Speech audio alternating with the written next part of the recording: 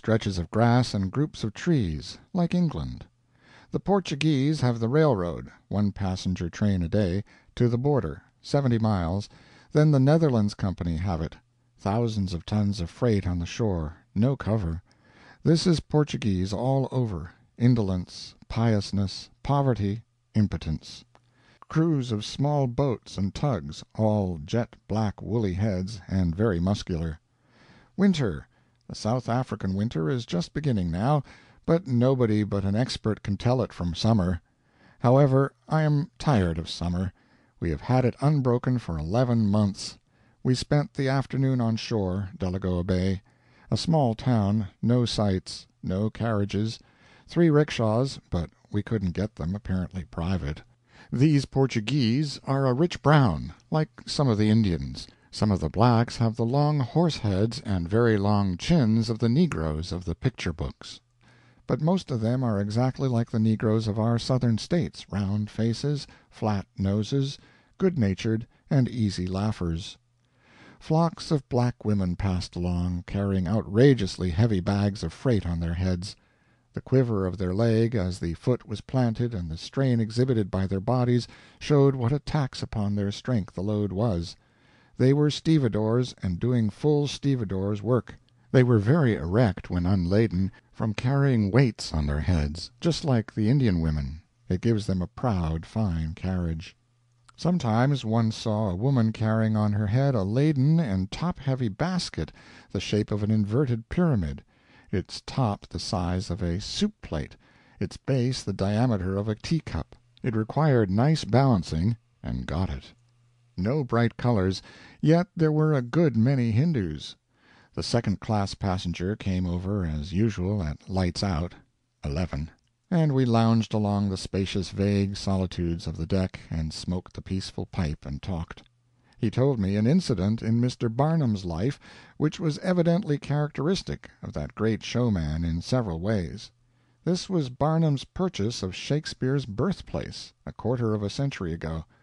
The second-class passenger was in Jamrach's employ at the time and knew Barnum well.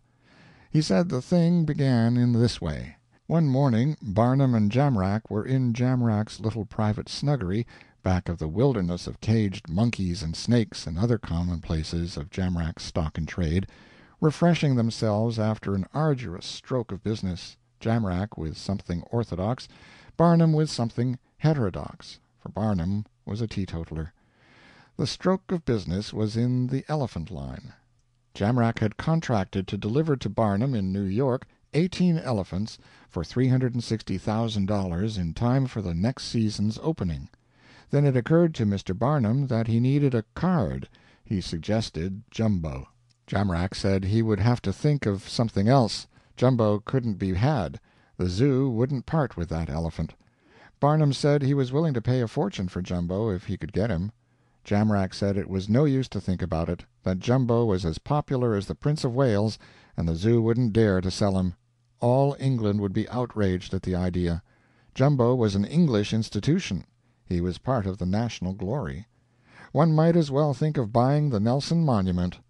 Barnum spoke up with vivacity and said, "It's a first-rate idea. I'll buy the monument." Jamrach was speechless for a second. Then he said, like one ashamed, "You caught me. I was napping. For a moment I thought you were in earnest." Barnum said pleasantly, "I was in earnest. I know they won't sell it, but no matter. I will not throw away a good idea for all that. All I want is a big advertisement. I will keep the thing in mind, and if nothing better turns up, I will offer to buy it. That will answer every purpose. It will furnish me a couple of columns of gratis advertising in every English and American paper for a couple of months, and give my show the biggest boom a show ever had in this world." Jamrach started to deliver a burst of admiration, but was interrupted by Barnum, who said, "Here is a state of things England ought to blush." His eye had fallen upon something in the newspaper. He read it through to himself, then read it aloud. It said that the house that Shakespeare was born in at Stratford-on-Avon was falling gradually to ruin through neglect, that the room where the poet first saw the light was now serving as a butcher's shop, that all appeals to England to contribute money, the requisite sum stated, to buy and repair the house and place it in the care of salaried and trustworthy keepers, had fallen resultless. Then Barnum said, "There's my chance.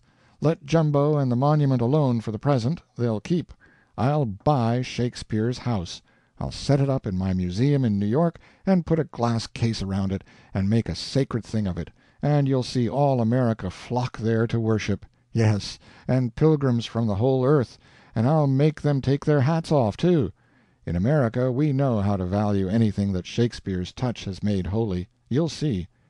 In conclusion, the S.C.P. said, "That is the way the thing came about. Barnum did buy Shakespeare's house. He paid the price asked, and received the properly attested documents of sale. Then there was an explosion, I can tell you. England rose. What, the birthplace of the master genius of all the ages and all the climes, that priceless possession of Britain, to be carted out of the country like so much old lumber and set up for sixpenny desecration in a Yankee show-shop? The idea was not to be tolerated for a moment. England rose in her indignation, and Barnum was glad to relinquish his prize and offer apologies. However, he stood out for a compromise. He claimed a concession. England must let him have Jumbo. And England consented, but not cheerfully. It shows how, by help of time, a story can grow, even after Barnum has had the first innings in the telling of it. Mr. Barnum told me the story himself, years ago. He said that the permission to buy Jumbo was not a concession. The purchase was made and the animal delivered before the public knew anything about it. Also, that the securing of Jumbo was all the advertisement he needed. It produced many columns of newspaper talk, free of cost, and he was satisfied. He said that if he had failed to get Jumbo, he would have caused his notion of buying the Nelson monument to be treacherously smuggled into print by some trusty friend, and after he had gotten a few hundred pages of gratuitous advertising out of it, he would have come out with a blundering, obtuse, but warm-hearted letter of apology, and in a postscript to it would have naively proposed to let the monument go, and take Stonehenge in place of it at the same price. It was his opinion that such a letter, written with well-simulated asinine innocence and gush, would have gotten his ignorance and stupidity an amount of newspaper abuse worth 6 fortunes to him, and not purchasable for twice the money. I knew Mr. Barnum well, and I placed every confidence in the account which he gave me of the Shakespeare birthplace episode. He said he found the house neglected and going to decay, and he inquired into the matter and was told that many times earnest efforts had been made to raise money for its proper repair and preservation, but without success. He then proposed to buy it. The proposition was entertained, and a price named, $50,000, I think. But whatever it was, Barnum paid the money down, without remark, and the papers were drawn up and executed. He said that it had been his purpose to set up the house in his museum, keep it in repair, protect it from name-scribblers and other desecrators, and leave it by bequest to the safe and perpetual guardianship of the Smithsonian Institute at Washington. But as soon as it was found that Shakespeare's house had passed into foreign hands, and was going to be carried across the ocean, England was stirred as no appeal from the custodians of the relic had ever stirred England before. And protests came flowing in, and money too, to stop the outrage. Offers of repurchase were made, offers of double the money that Mr. Barnum had paid for the house. He handed the house back, but took only the sum which it had cost him, but on the condition that an endowment sufficient for the future safeguarding and maintenance of the sacred relic should be raised.